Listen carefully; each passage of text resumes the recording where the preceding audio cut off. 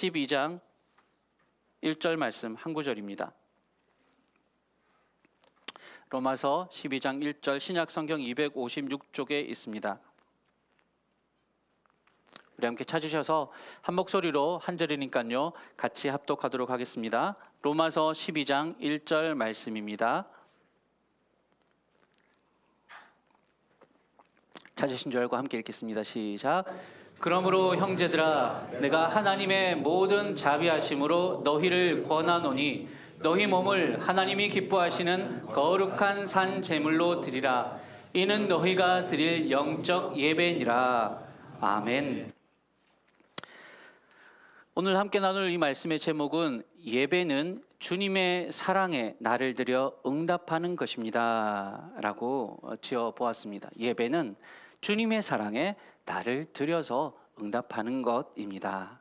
예배에 대해서 나누는 오늘이 네 번째 시간인데요, 우리 앞서서 세 번의 시간을 통해서는 우리를 예배의 자리로 부르시는 하나님께 우리가 어떻게 우리의 영적인 감각을 일깨워서 그 하나님을 누리고 경험해야 되는지에 대해서 살펴보았더랬습니다. 핵심이 무엇이냐면 세상 속에 살면서 무뎌지고 때로는 강팍해지고 때로는 오염되어 버린 우리의 영혼의 감각을 다시금 이 예배를 통해서 하나님 앞에서 일깨워야 한다는 것입니다. 그래야지 예배 가운데 하나님이 주시는 복과 은혜들을 풍성히 누릴 수 있기 때문입니다. 그럼 이제 우리 안에 이런 질문이 하나 생길 수가 있어요.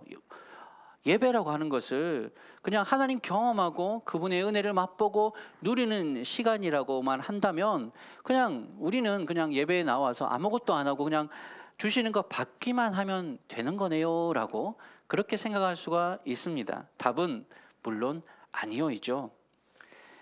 균형 잡힌 예배가 필요한데 그건 뭐냐면 하나님의 은혜가 부어지는 것, 또 그 은혜에 대한 우리의 반응과 응답이 늘 함께 가야 되는 것이 균형 잡힌 예배입니다. 하나님의 사랑이 우리에게 부어지는 것으로 예배가 시작되지만 그 예배를 채워가는 것은 우리 자신을 주님께 드림으로 아름답게 예배가 완성되어진다라고 하는 것입니다. 오늘 우리가 읽은 이 로마서에 보면요, 바울은 그런 의미에서 참된 예배의 정신이 무엇인지 우리에게 가르쳐주고 있는 것입니다. 오늘 본문에서 영적 예배라는 단어가 나오죠. 이 영적 예배라는 단어는 뭔가 신령하고 뭔가 이렇게 신비롭고 영적인 예배다라는 그런 뜻이 아니에요. 원어를 찾아보니까 로기켄이라는 단어가 쓰여졌는데 이거는 합리적, 합당한 그런 의미가 있습니다. 그래서 그 신약성경 원어를 그대로 직역하자면요, 합당한 예배라는 뜻이 됩니다. 이것이 우리가 마땅히 드려야 될 합당한 예배의 모습입니다라고 바울이 소개해주고 있는 것이죠. 자, 그러면 이 시간 우리가 바울이 말한 이 예배의 합당한 모습에 대해서 한번 두 가지로 정리를 해보고자 합니다. 첫 번째 뭐냐? 예배의 합당한 모습은요, 화면에 띄워주시고 제가 읽어드릴게요.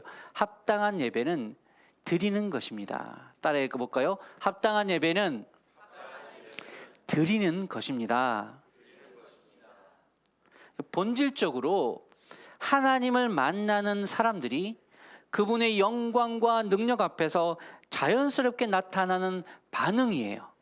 하나님께 드린다라는 표현은 그래서 제가 설교 제목에 응답이라고 말씀드렸습니다. 응답하는 거예요. 하나님께 드린다는 건 뭔가 이렇게 하나님께 뭔가 공물을 바치듯이 그렇게 하는 것이라기보다는 그분께서 베풀어 주신 모든 것들에 대해서 우리가 우리 마음 다해서 기쁨으로 자원해서 반응하는 것이다. 응답하는 것이다. 그런 응답으로서의 드림입니다. 생각해보면 여러분, 우리는요, 무언가 멋지고 아름다운 것 또는 숭고하고 가치 있는 대상을 만나면 그에 걸맞게 반응하고 싶어 합니다. 쉬운 예를 한번 들어볼까요? 지난 설날에 할아버지 집에 손주들이 찾아옵니다. 너무 귀엽고 눈에 넣어도 안 아픈, 세상에 사람이 눈에 넣으면 얼마나 아플 텐데 눈에 넣어도 안 아프다는 말은 얼마나 좋게 보기에 좋다는 뜻이겠냐는 거죠. 그렇게 눈에 넣어도 안 아플 이쁜 손주가 할아버지 집에 왔다고 어린이집에서 배운 율동이라고 막 재롱장치를 벌여봐요. 할아버지 할머니 어때요? 껌뻑 넘어갑니다. 예? 그냥 보기만 봐도 예쁜 내 새끼가 이쁜 짓까지 하니까 얼마나 좋겠어요. 그럼 이제 할아버지 할머니가 마땅히 드려야 될, 마땅히 보여줘야 될 아주 자연스러운 반응이 무엇이죠? 주머니를 열어서 용돈을 주는 겁니다. 그렇습니다. 그거는 뭐 누가 하라고 하지 말라고 하는 게 아니에요. 이쁘니까, 좋으니까 어떻게 해서라도 이렇게 주고 싶은 거예요. 그런 마음이 바로 드리는 예배에 대한 마음입니다. 하나만 더 얘기해 볼게요. 몇 년 전에 나온 뉴스의 이야기입니다. 화면에 띄워주시겠어요? 선행을 베푼 치킨집 사장님 얘기. 혹시 들어보신 분은 기억이 나실지 모르겠어요. 서울에 있는 한 치킨집에 어느 날 이제 이제 초등학생, 한 중고등학생 보이는 두 아이가 들어왔어요. 쭈뼛쭈뼛거리면서 들어와가지고 큰 아이가 하는 말이, 제 동생이 치킨이 너무 먹고 싶은데 지금 저희들한테 5,000원밖에 없어요. 혹시 아저씨 치킨 5,000원어치 좀 살 수 있겠습니까? 라고 그렇게 아이가 물은 거예요.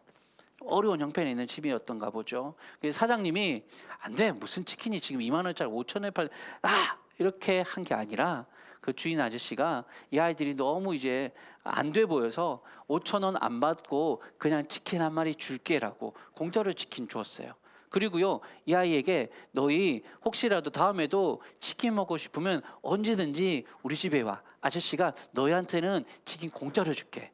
그래가지고 몇 번이나 이 아이가 이 두 아이들이 그 주인집, 그 사장님 집 치킨집에 가서 몇 번 치킨을 얻어 먹은 거예요. 너무 고마우니까 이 이제 형인 고등학생 이 형이 아이가 손편지를 써가지고 그 치킨집 프랜차이즈 회사 사장님한테 이 사장님 좀 칭찬 좀 해달라고 그 본사에다가 이렇게 편지를 보낸 거죠. 그게 이제 알려져 가지고 매스컴에 뜨고 뉴스로 나와 가지고 알려지니까요, 사람들이 요새 돈줄이라고 들어보셨어요? 혼줄 내는 게 아니라 너무 착한 사람들, 너무 좋은 일한 사람들한테 이거 돈줄을 내줘야 된다고 막 그 사람들 가게 가가지고 막 사주고 그러는 게 돈줄이거든요. 이 소식이 들리니까 이거 뉴스에 나와가지고, 이게 서울에 있는 치킨집인데 전국에서, 심지어 강원도에서, 부산에서도 전화가 와요. 치킨 배달 안 해줘도 되고 그냥 치킨 값만 줄 테니까 그냥 사장님 돈 많이 버세요라고 이렇게 전화 오는 거예요. 전국에서 그렇게 너무 전화가 와서요, 치킨집이 사장님이 한동안 치킨집을 문 닫았대요. 이게 주문이 너무 많이 오니까 장사를 못 하니까. 그 정도로 사람들이 어떻게 해요? 이게 누가 시켜서 한 거예요? 아니에요. 너무 이제 선행을 한 이 사장님이 너무 이제 귀해 보이니까 뭐라도 돕고 싶은 마음에 그냥 이제 자발적으로 치킨을 사주는 거예요. 부산에서 서울에 있는 치킨집 주문하면 어떻게 되겠습니까? 치킨 다 식어서 오죠. 안 돼요. 그런데도 치킨 안 받아도 되니까 이거 그냥 주문하는 거라고, 주문 넣고 막 그렇게 했다는 얘기가 있습니다. 여러분, 누가 시켜서 한 게 아니에요. 그저 그 사장님의 착한 마음에 감동한 사람들이 자발적으로 그렇게 사주는 거였죠. 사랑하는 여러분, 예배는요, 이처럼 우리를 향하신 하나님의 은혜와 사랑, 그 넘치는 자비와 긍휼을 경험하고 나서 그냥 어떻게 할 수가 없어서 너무 고맙고 감사해서 자발적으로 우리가 보여지는 모든 반응이 예배입니다. 주님께 드리고 싶은 거예요. 뭔가 주님께 해드리고 싶은 거고, 내에 있는 것을 가지고 하나님께 드리고 싶은 마음, 그게 예배는 드림입니다라는 의미입니다.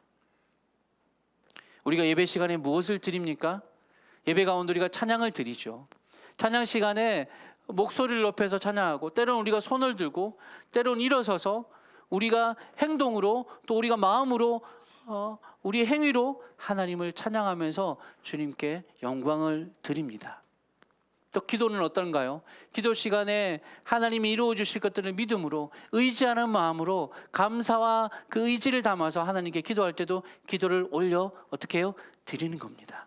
기도는 우리의 간구인 것과 동시에 기도는 하나님을 높이는 예배이기도 합니다. 또 여러분, 대표적인 드림이 뭐죠? 헌금이 있죠. 헌금 시간은 단순히 오늘 예배 나왔으니까 의무적으로 헌금 주머니 돌리니까 뭐라도 해야 되니까 하는 그런 행위가 아니라요, 헌금이 예배입니다. 헌금이 찬양하고 같아요. 내 마음을 하나님께 감사의 마음으로 어떻게 드리고 싶은데 내 마음을 어떻게 표현할 수 없잖아요. 뭘로 표현해요? 내게 있는 소중한 물질을 드림으로 내 마음을 하나님께 그 물질을 담아서 드리는 거예요. 그래서 헌금도 예배입니다. 드림으로서의 예배, 찬양도 예배, 기도도 예배, 헌금도 예배. 예배 시간의 모든 것이 순서들이요 예배 아닌 것이 없어요. 그냥 설교 듣는 시간만 예배도 아니에요. 예배의 시작부터 끝까지 우리가 하나님께 그 은혜와 사랑에 반응해서 드리는 모든 행위들이 다 예배다라고 하는 것입니다. 이렇게 예배를 드림으로 정의하면 저는 항상 한 여인이 떠올라요. 성경에 나왔던 여인입니다. 누가복음 7장에 화면에 한번 띄워주시겠어요?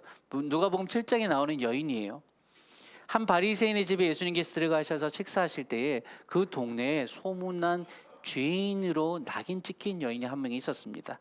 그 여인이 예수님께 몰래 나아가서 예수님 뒤에서 그 발 곁에 앉아서 눈물로 발을 적시고 그 발에 입 맞추고 가장 귀한 향유를 깨뜨려서 주님께 부어드렸습니다.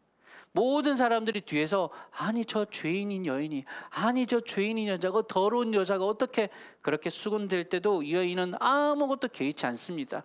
사람들의 시선에도 아랑곳하지 않습니다. 또 그 비싼 향유를 그냥 허비하듯이 그렇게 부어버리는 것도 하나도 아까워하지 않습니다. 이 여인에게는 그저 예수님을 사랑하는 마음, 나 같은 죄인을 받아주시는 그 예수님에 대한 그 사랑의 마음이 충만해서 누가 시킨 게 아니라 자발적으로 예수님께 자신의 가장 귀한 것을 드렸던 것입니다. 당연히 우리 예수님은 이 여인의 헌신을 기쁘게 받으셨습니다. 이 여인이 나를 많이 사랑한다라고 인정해 주셨습니다. 사랑하는 여러분, 예배는 이처럼 용서받은 은혜와 그 사랑에 감격하여서 내가 무엇이라도 드리고 싶어서 가장 소중하신 분께 내 가장 소중한 것을 아낌없이 드리는 행위, 그것이 예배입니다. 바라기는 오늘 이 예배 자리에서 모든 순서들 가운데 우리의 마음을 담은 자발적인 드림으로 하나님의 사랑에 반응하며 나아가시는 모든 주의 백성들 되시기를 주의 이름으로 간절히 축원합니다. 아멘. 예배는 드림입니다. 또 두 번째로요, 어떤 드림이냐? 합당한 예배는 우리의 몸을 산 제물로 드리는 것입니다. 같이 읽어볼까요? 합당한 예배는 우리 몸을 산 제물로 드리는 것입니다. 오늘 본문에서 바울은 우리가 마땅히 드려야 할 예배가 우리의 몸을 드리는 것, 어떻게 산 제물로 몸을 드리는 것이라고 표현을 했습니다. 잘 아시다시피 여러분, 구약 시대에는 예배, 즉 제사를 드리러 나올 때 반드시 그냥 나오면 안 돼요. 뭐가 있어야 돼요? 제물이 있어야 돼요. 제물로 드릴 짐승, 소나 양이나 하다못해 비둘기라도 들고 와야 돼요. 그래서 죄 있는 인간이 죄 없으신 거룩하신 하나님 앞에 나아가기 위해서 우리 죄를 대신 담당해서 죽을 희생의 제물을 가지고 나와야 됐었습니다. 그래서 제사장 앞에서 직접 제사 드릴 사람이 그 제물을 죽여서 제사장에게 드리는 것으로 제사가 진행되었습니다. 하지만 우리가 신약 시대에 와서는 예수 그리스도께서 우리의 죄를 대신해서 흠없는 어린 양으로 영원한 화목 제물이 되어 주심으로 이제는 그 피로 구원받은 백성인 우리들은 하나님께 나아갈 때 더 이상 제물을 가지고 나올 필요가 없습니다. 예배드리러 나올 때 집에서 닭 한 마리 들고 나오세요 하면 누가 오겠습니까? 아무도 그럴 필요 없습니다. 예수님께서 십자가에서 단번에 그리고 영원한 제물로 자신을 드리셨기 때문에 그 주님의 보혈의 공로를 의지해서 우리가 나아가는 것입니다. 그런데 그렇다고 해서 그러면 우리가 구약 시대에는 제사드리러 나갈 때 막 준비 여러 가지 것들이 필요했죠. 지금은 그러면 그냥 아무것도 가지고 나가지 않아도 되니까 그냥 빈손으로 그냥 털레털레 그냥 예배를 드리러 나오면 됩니까? 물론 그럴 수 없습니다. 앞서 말씀드렸다시피 자발적으로 우리는 하나님의 자비하심에 반응해서 무언가를 드리고 싶어 하게 되어 있습니다. 하나님을 제대로 만난다면 말이죠. 그런데 생각해 보면요, 여러분, 우리가 하나님과 원수되어 살았을 때는 우리에게 있는 그 어떤 것으로도 하나님을 기쁘시게 드릴 수 없습니다. 우리에게 있는 건 그 어떤 것, 우리가 가지고 있는 모든 것, 그 모든 것 사실은 다 죄로 망가진 것들 뿐이거든요. 온전치 못한 것들 뿐입니다. 죄인으로서 만들어낼 수 있는, 생산해낼 수 있는 모든 것이 죄된 것들밖에 없거든요. 우리가 드릴 수 있는 게 아무것도 없었어요. 그렇지만 하나님께서 그 아들 예수의 피로 우리를 죄로부터 건져주시고 거룩한 주님의 백성 삼아 주셨을 때 이제 우리가 하나님께 드릴 수 있는 게 하나 생겼습니다. 그게 뭔 줄 아십니까? 바로 하나님께서 거룩하게 하신 우리의 몸입니다. 내가 드릴 수 있는 가장 가치 있는 것을 가장 존귀하신 분께 드리는 것이 제가 예배라고 말씀드렸잖아요. 본문에서 이제 몸이라고 번역한 헬라어 단어가 소마라는 단어인데요. 이건 단순하게 어떤 육체, 눈에 보이는 어떤 육신 그것을 의미하는 거 아닙니다. 좀 더 넓은 의미의 몸인데요. 뭐냐면 그 전 존재로서, 그러니까 영혼과 육체가 분리돼서 구분되는 그런 게 아니라 전 존재로서 우리의 인격과 우리의 삶 전체를 표현할 때 이 소마라는 단어를 써요. 그러니까 너희 몸을 드려라라고 할 때 그것은 단순히 육체만 얘기하는 것이 아니라 우리의 몸과 마음, 삶 전부를 드리라라는 의미가 된다는 것입니다. 내 것이 아니었는데 하나님께서 지극히 존귀한 예수의 피값으로 사셔서 다시 우리에게 돌려주신 이 거룩한 주의 성전된 몸, 그것을 우리가 다시 기꺼이 자원하는 마음으로 주님께 드리는 거예요. 과거에는 우리가 죄인 되었을 때, 하나님과 멀어졌을 때는 우리가 드릴 수 있는 거 아무것도 없었어요. 근데 이제 구원하셔서 하나님께서 그리스도의 피로 우리를 값주고 사셨어요. 우리를 거룩하다, 의롭다 칭해 주셨어요. 그래 이제 거룩한 주의 의로운 백성 되었죠. 그럼 우리를 이제 하나님께 다시 드리는 겁니다. 우리를 몸을 드린다라는 표현을 할 때 성경에서 이것과 관련해서 가장 극적인 예가 하나 나오는데 그게 뭐냐면 우리가 잘 아시죠? 창세기 22장에 나오는 말입니다. 아브라함이 누구를요? 이삭을 제물로 드리려고 했던 이야기죠. 하나님이 100세에 그동안 아들이 없었는데 기적같이 100세에 그 아내 사례가 90세 때에 기적 같은 방법으로 약속하신 아들을 주셨습니다. 그 아이가 바로 이삭입니다. 기적의 아이입니다. 그런데 그 기적으로 주신 그 아들을 어느 날 뜬금없이 제물로 바치라고 한 것입니다. 그리고 그 하나님의 말도 안 되는 그 명령에 이 아브라함이 보인 반응도 대단합니다. 군말 않고 즉각적으로 아침 일찍 일어나서는 말대로 순종해요. 놀랍습니다. 만약에 우리 같았으면요, 아니 그냥 하나님 앞에 온갖 삿대질이라는 삿대질은 다 해대면서 하나님 아들 없이 지낼 때 굳이 주시겠다고 할 때는 언제고 이제 그 아들 주신 아들 가지고 제대로 좀 행복하게 살아보려고 하는데 왜 다시 달라고 하십니까? 라고 우리 같았으면 그냥 하늘을 향해서 막 삿대질하면서 그렇게 외쳤을 거예요. 근데 아브라함은 그렇게 하지 않았습니다. 왜요? 하나님을 신뢰했기 때문입니다.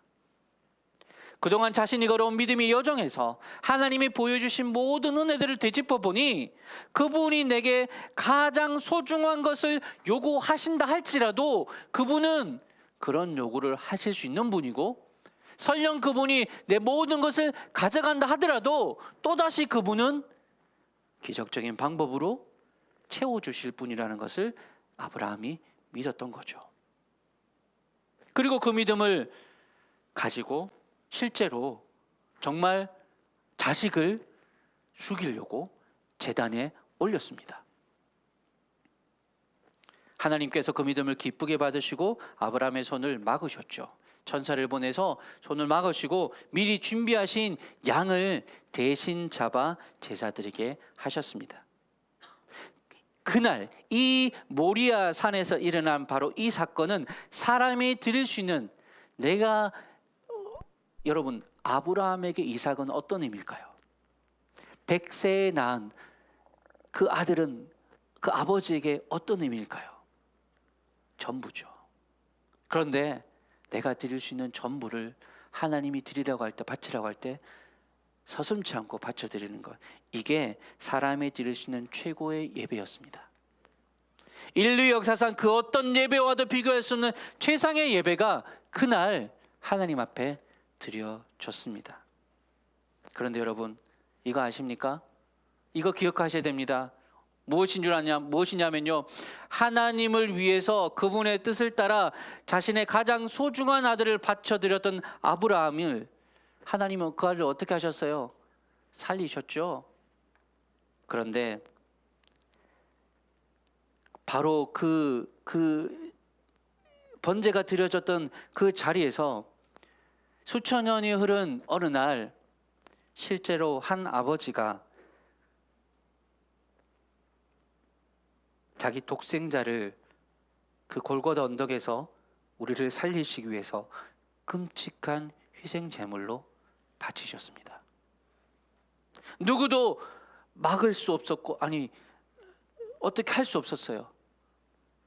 그 방법밖에 없었기 때문에 하나님은 우리를 살리시기 위해서 아브라함은 막으셨어요. 아브라함의 이삭이 어떤 존재인지 하나님이 누구보다 잘 아시니까 그 아브라함 때문에 하나님은 도무지 이삭을 도저히 받을 수 없어요. 아브라함을 아시니까. 아브라함은 막으셨지만 하나님 당신은 자기 아들을 우리에게 아낌없이 내어 주셔서 죽음에 이르게 하셨습니다. 그저 우리를 사랑하셔서 요한복음 3장 16절에 하나님이 세상을 이처럼 사랑하사 독생자를 주셨으니 이 말도 안 되는 일을 우리 하나님께서 하셨다라는 것입니다. 사랑하는 여러분, 이것을 기억하시기 바랍니다. 이것을 절대 잊으셔서는 안 됩니다. 하나님을 우리가 한 것이라고는요, 하나님을 거역하고 불순종해서 하나님의 마음을 아프시게 한 것밖에 없어요. 우리가 대체 뭘 해서 하나님을 기쁘시게 했겠습니까? 틈만 나면 범죄하고 틈만 나면 거역하고 할 수만 있다면 늘 하나님 벗어나 내 마음대로 살고자 했던 우리들, 그런 우리들을 끝까지 사랑하셔서 하나님은 자기 아들을 주셨습니다. 오늘 예배 자리에서 바로 그 놀라운 사랑과 그 무한하신 자비 앞에 서서 우리가 과연 무엇을 할 수 있겠습니까? 그저 우리가 할 수 있는 가장 최고의 경배와 찬사를 드리면서 내가 드릴 수 있는 가장 전부인 나의 몸을, 나의 삶을 산제사로 주님 앞에 올려드리는 것, 이것이 우리가 드려야 할 합당한 예배, 마땅한 예배로서의 영적 예배입니다. 주저할 필요가 있겠습니까? 머뭇거릴 필요가 있겠습니까? 내가 무엇을 드린다 한들 내가 받은 이 크신 사랑에 비할 것이 어디 있겠습니까? 내 몸을 산제사로 주님께 드린다는 것은요, 내 삶을 그리스도께 드려서 이제는 내가 그리스도를 위해서 살겠습니다 라는 고백입니다. 제물인데 죽지 않아요. 살아있어요. 죽는 걸 하나님이 기뻐하지 않으세요. 살아있는 채로 우리는 이제 내가 아니라 나를 위해 죽으신 그리스도를 위해 사는 삶을 사는 겁니다. 그게 바로 나의 몸을 산 제물로 주님께 드리는 것이죠. 우리가 잘 아는 갈라디아서 2장 20절 말씀이 바로 그것을 말합니다. 우리 같이 한번 화면을 보시면서 함께 읽어보실까요? 함께 읽겠습니다. 시작. 내가 그리스도와 함께 십자가에 못 박혔나니 그런즉 이제는 내가 사는 것이 아니요 오직 내 안에 그리스도께서 사시는 것이라. 이제 내가 육체 가운데 사는 것은 나를 사랑하사 나를 위하여 자기 자신을 버리신 하나님의 아들을 믿는 믿음 안에서 사는 것이라. 아멘. 이제 내가 육체 가운데 이 몸을 입고 살아가는 이유는 나를 위하여 자기 자신을 버리신 하나님의 아들 주 예수 그리스도를 믿는 믿음 안에서 그분께 내 삶을 산제사로 드리는 삶입니다. 이것이 우리가 드려야 할 마땅한 예배인 것입니다. 사랑하는 여러분, 이제 말씀을 정리해 보겠습니다. 오늘 예배 자리에서 우리는 우리를 향하신 하나님의 지극하신 사랑과 아들을 주셔서 우리를 구원하시고 지금도 그 피를 의지해서 아버지께 나오는 모든 이들을 용서하시고 품어주시는 자비로우신 아버지를 만납니다. 그 은혜와 사랑 앞에서 말로 할 수 없는 감사와 감격을 담아 찬양을 올려드리고 기도를 올려드리고 우리의 마음을 담은 물질을 올려드리면서 또 우리의 삶을, 이 한 주간의 삶을 주님과 동행하며 주 뜻대로 살겠다고 우리의 삶을 주님께 바쳐 올려 산 제사로 드림으로 하나님께 고백하는 시간, 그 시간이 바로 이 예배의 시간입니다. 이 모든 드림을 통해 하나님 앞에 온전한 예배자로 서실 수 있는 저와 여러분 되시기를 주님의 이름으로 간절히 축원합니다. 아멘. 우리 바로 이어서 성찬식을 거행하도록 하겠습니다. 성찬식은 주님께서 우리를 위해서 어떤 일들을 행하셨는지를 기억하는 시간입니다. 주님이 직접 제정하신 예식으로 그의 십자가 죽으심의 의미들을 그의 재림하실 때까지 기억하는 예식입니다. 우리는 성찬을 통해 그리스도의 죽음과 생명에 신비롭게 연합하게 되고, 이 성찬을 통해 그리스도의 죽으심을 본받아 우리도 주와 함께 살아가기로, 말씀드린 것처럼 우리 몸을 거룩한 산 제물로 드려 살아가기로 다짐하고 결단하는 시간입니다. 무엇보다 이 성찬에 참여하는 분은 세례를 받은 세례교인 또는 유아 세례 후 입교한 입교인이어야 하고요, 자신의 죄를 고백함으로 마음을 거룩하게 준비하신 분이어야 합니다. 혹시 아직 이 시간 우리 안에 고백하지 않은 죄가 있으므로 양심의 가책이 있으신 분들은 함께 찬양을 고백하는 동안에 회개하며 마음을 준비해 주시기 바랍니다. 함께 약할때 강함 대신에 찬양하겠습니다.